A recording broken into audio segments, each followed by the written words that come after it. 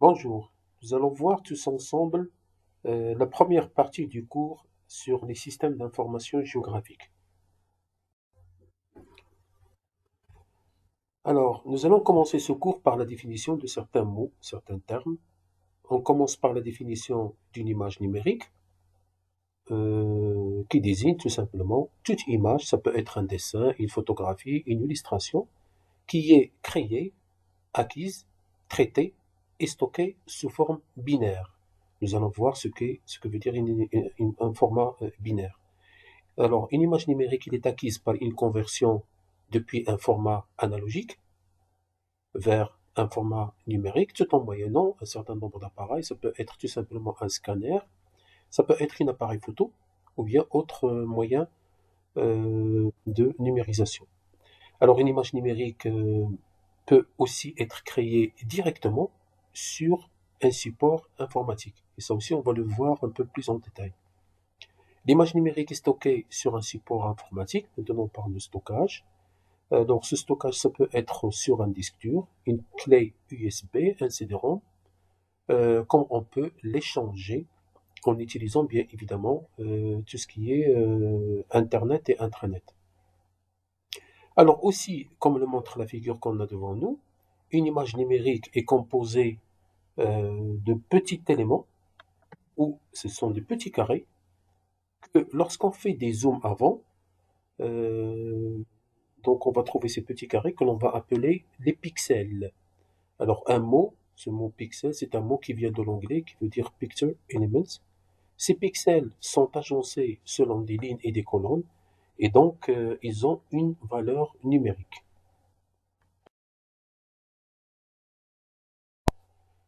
Alors l'image numérique. Une image numérique, c'est un tableau de valeurs numériques qu'on peut la qualifier d'une matrice.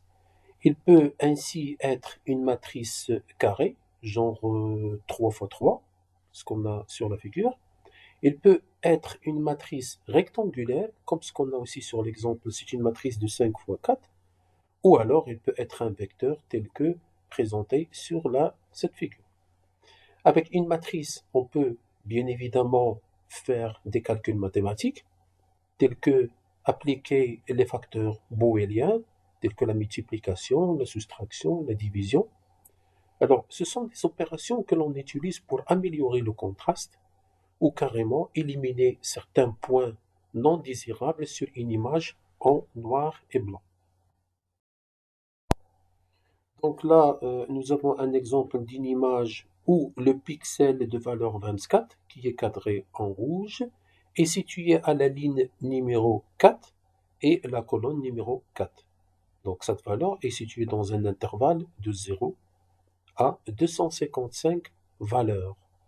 Elle est dite en niveau de gris.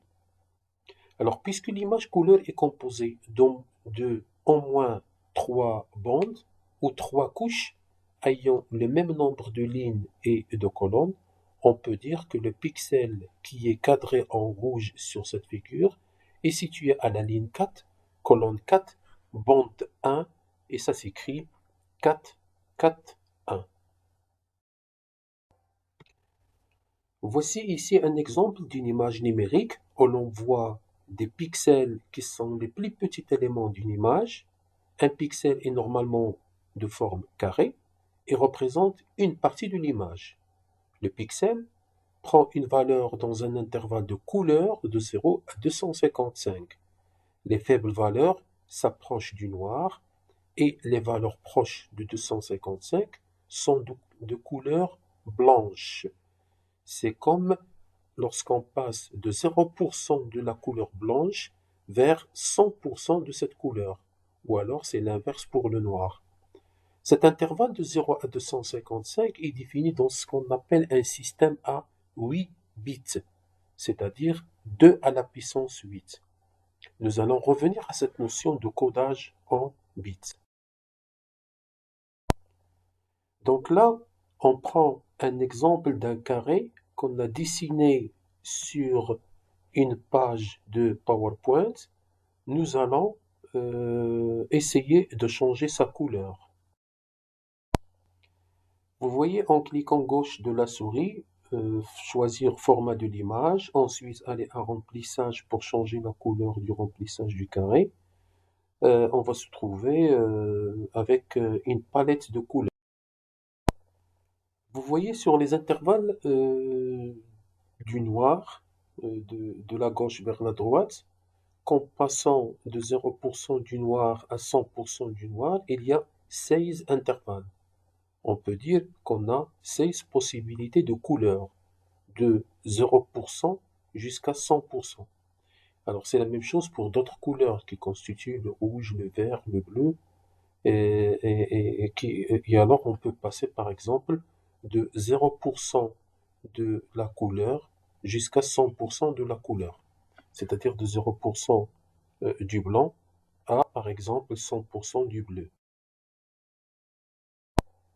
Revenons à cette image pour dire sur cette partie droite, pour dire que au lieu d'avoir 16 possibilités, nous avons ici 256 possibilités, c'est-à-dire que l'on passe de 0% à 100%, qui constitue de 0 jusqu'à 255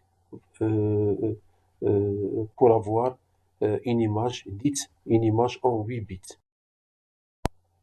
Passons maintenant à définir le nombre total de pixels sur une image. Donc, une image numérique est définie par le nombre de pixels la composant. Cela correspond au nombre de pixels qui composent l'image en hauteur, c'est-à-dire l'axe vertical, et en largeur, c'est-à-dire l'axe horizontal. On dit alors, comme ce que vous voyez sur cette image, que l'image de gauche, c'est une image qui fait 2816 sur 2112 pour l'image de gauche et 2112 sur 2816 pour l'image de droite. Alors, quand le nombre de lignes est supérieur au nombre de colonnes, on dit que l'image est de format vertical. Et l'inverse, quand une image de nombre de lignes inférieur au nombre de colonnes, l'image est dite horizontale.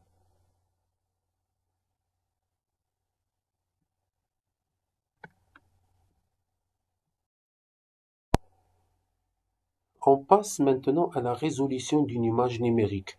La résolution, c'est le nombre de pixels par pouce. Un pouce, c'est une unité britannique qui mesure 2,54 cm. Elle permet ainsi de définir le rapport entre la définition et clarté en pixels d'une image et la dimension réelle de sa représentation sur un support physique. Alors, sur cet exemple qu'on a ici, le poisson qui est représenté en bas à gauche de notre écran est représenté par un seul point par rapport aux autres points qui l'entourent. On dit que l'image a une résolution de 3 pixels par pouce, ou alors ça s'écrit 3 dpi. dpi, ça veut dire dots per inch. Alors, vous voyez la succession de gauche vers la droite, plus l'image est claire et plus sa résolution est élevée. C'est le cas par exemple de l'image à l'extrême droite de notre écran, qui peut aller jusqu'à 50 points par unité de mesure qui est de 2, l'unité de mesure c'est 2,54 cm. Ainsi, en plus de sa définition, une image numérique utilise plus ou moins de mémoire de stockage selon le codage des informations de couleur qu'elle possède. Les valeurs numériques sont des entiers et donc par convention, on parle de codage et les valeurs sont toujours positives. Alors, on dit qu'une image est codée en 1 bit, c'est-à-dire qu'elle permet de stocker 2 états, soit 0 ou 1, comme valeur par pixel, et va s'écrire 2 à la puissance 1. Donc, c'est une image qui peut contenir des valeurs soit noires, soit blanc. Une image en 2 bits, c'est-à-dire qu'il permet de stocker 4 états, et ça s'écrit 2 à la puissance 2. Une image de 4 bits permet de stocker 16 états, et donc il s'écrit 2 à la puissance 4. Une image en 8 bits permet de stocker 256 états, et s'écrit 2 à la puissance 8, et etc. En termes de stockage, un ensemble de 8 bits va former un octet. Un ensemble de 16 bits, donc c'est le double, va former 2 octets. Un ensemble de 4 bits maintenant, il va former la moitié, c'est-à-dire 0,5 octets. Un ensemble de 2 bits va former 0,25 octets. Un ensemble de 1 bit, c'est-à-dire une image bitmap binaire, va former 0,125 octets. Maintenant, les multiples de l'octet, c'est le kilo-octet, le mégaoctet, le gigaoctet, le téraoctet. Et donc, un kilo-octet, ça fait 1024 octets. C'est quelque chose comme 2 à la puissance 10. Un mégaoctet va faire 1024 kilo-octets, c'est-à-dire 2 à la puissance 20 octets ou alors 2 à la puissance 10 kilo-octets. Et ainsi de suite pour le gigaoctet et le téraoctet. Là, nous avons deux images de la même région qui ont la même résolution spatiale. Une image de droite qui est codée en 2 bits et une image de gauche qui est codée en 8 bits. Et donc là, ça permet de faire un petit peu la distinction de la valeur que peut prendre un pixel dans un intervalle de 0 à 1, comme ou alors dans un intervalle de 0 à 255 pour l'image de gauche. À partir de cet exemple précédent, nous pouvons dire que les canaux ont une certaine profondeur qui est exprimée en bits. Un canal de 1 bit, ça fait une image dite binaire, car il ne peut prendre que seulement deux valeurs de pixels, soit 0 ou 1.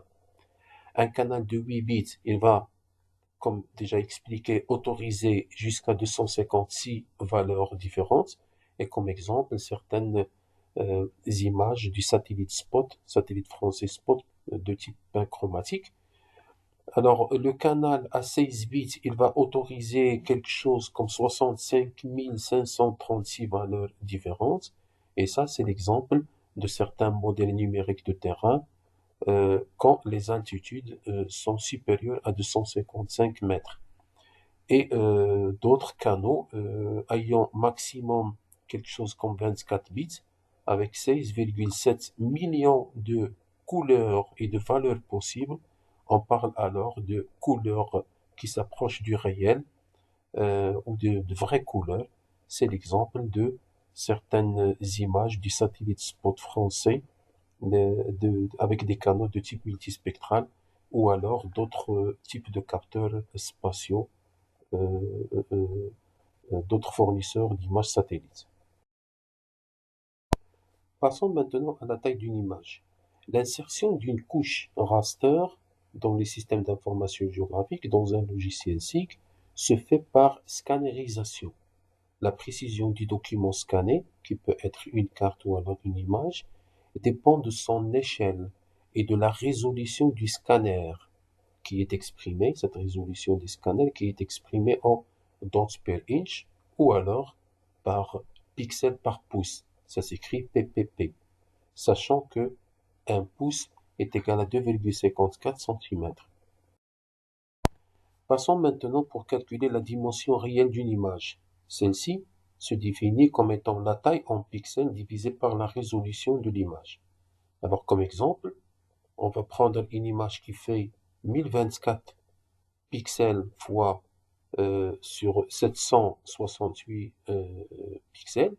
Alors maintenant, sur l'écran, cette largeur qui est de 1024 avec une résolution de l'écran qui fait 72 dpi. Alors maintenant, la valeur réelle, la dimension réelle de l'image, c'est 1024 fois 2,54 cm divisé par 72, qui est la résolution de l'écran. Ça fait 36 cm. Alors pour la hauteur, prenons la valeur de 768 pixels, et donc pour toujours une résolution à l'écran qui fait 72 dpi, et donc finalement la hauteur ça fait quelque chose comme 27 cm. Donc sur notre écran, l'image, ça fait quelque chose comme 36 cm sur 27 cm de hauteur. Maintenant, en termes d'impression, alors avec les mêmes valeur de pixels, mais cette fois-ci avec une résolution spatiale, avec une résolution de 300 dpi. Alors la largeur, ça fait quelque chose comme 8 centimètres de largeur sur 6 centimètres de hauteur. Alors, certains logiciels permettent de faire tous ces calculs, comme par exemple sur cet écran, nous avons un exemple d'affichage sur Adobe Photoshop montrant la relation entre la dimension réelle, la taille du pixel et la résolution de l'image. Et donc, lorsqu'on modifie la largeur d'une image, donc automatiquement, avec une résolution à l'écran par exemple dans ce cas qui fait 72 dpi ou pixels par pouce, et donc ça va se calculer automatiquement la largeur et la hauteur de l'image. Bien sûr, nous avons autre possibilité, soit de garder, de conserver les proportions, ou alors de faire ce qu'on appelle des méthodes de rééchantillonnage de cette image. Alors, en termes maintenant de mode colorométrique des images numériques, les images couleurs sont composées de 3 canaux et à chaque canal est attribué une des couleurs, ça peut être une couleur primaire ou alors l'une des couleurs colorométriques ou espaces colorométriques. Il existe de nombreux modes de couleurs. Par exemple, l'image de gauche montre le mode colorométrique en RGB, donc c'est un mode qui est additif, avec les couleurs primaires, du rouge, du vert et du bleu. Et donc nous avons toute une possibilité de palette de couleurs pour faire des mixages entre les différentes couleurs. Et puis à droite, nous avons le mode cyan, magenta, jaune et noir. Et donc c'est ce qu'on appelle des couleurs soustractives. Pour faire simple, le mode RGB décompose la couleur selon 3 couleurs primaires. Donc on parle ici d'une synthèse additive, que sont le rouge, le vert et le bleu. C'est le cas des capteurs d'appareils photo et des écrans d'ordinateur. Chaque couche utilise 8 bits, donc un octet, soit 256 nuances possibles. Alors 8 bits pour le rouge, 8 pour le vert et 8 pour le bleu. Donc, ça fait une utilisation de 3 fois 8 bits, donc ça fait 24 bits utilisés au total. Donc ça fait 256 valeurs pour le rouge, 256 valeurs pour le vert, fois 256 valeurs pour le bleu.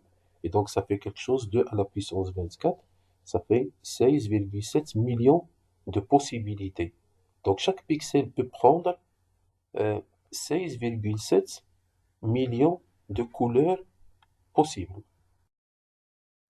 Dans un système à 16 bits, chaque couche utilise le double, soit 16 bits, donc ça fait quelque chose comme 65 535 nuances. Et donc 65 535 nuances pour le rouge, la même chose pour le vert et la même chose pour le bleu. Et donc ça fait 2 à la puissance 48, donc 4 milliards de nuances de couleurs sont possibles que peut prendre un pixel. Donc là, nous avons un exemple de 3 canaux pris par un satellite pour la même région. Et bien sûr, chaque canal représente une propriété différente du rayonnement électromagnétique.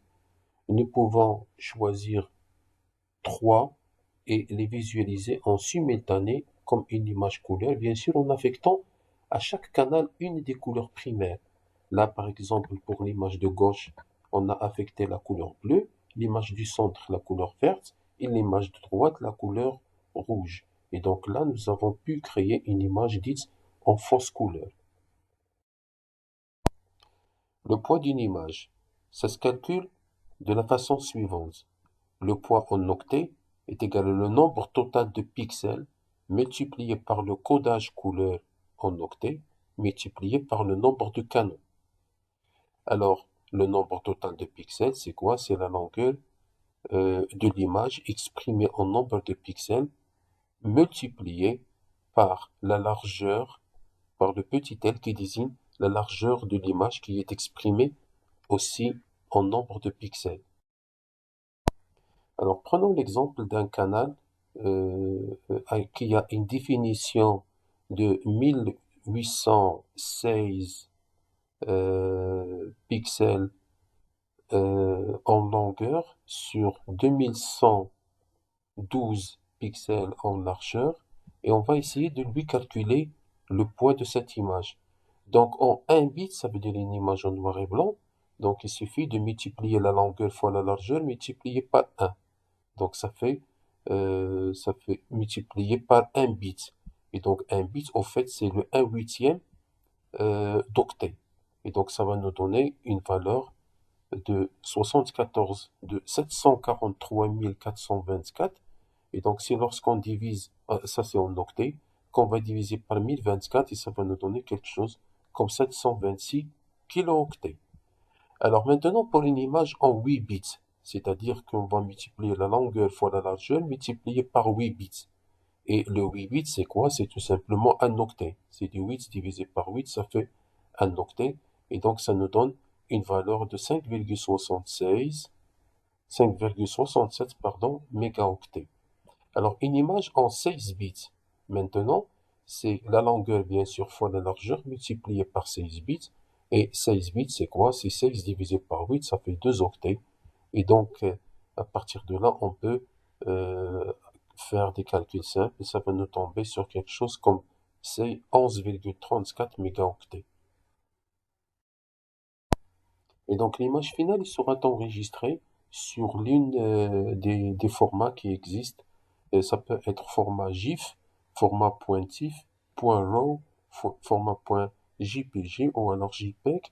Et donc à partir de là, prenons par exemple pour le format JPG, c'est-à-dire que l'image couleur, ça va être euh, la longueur fois la largeur multiplié par 8 bits dans un système à 8 bits, multiplié par 3 canaux. Et donc, ça va nous donner quelque chose comme 17 mégaoctets. Alors, quand on parle d'images, par exemple, à 16 bits, généralement, on va les enregistrer au format RAW. Et donc, c'est la longueur fois la largeur multipliée par 16 bits, qui fait 2 octets multiplié par 3 canaux. Et donc, ça nous donne une valeur, par exemple, dans ce cas, qui est de 34 mégaoctets. Ainsi s'achève cette première partie qu'on a consacrée à l'image numérique et ses différentes propriétés.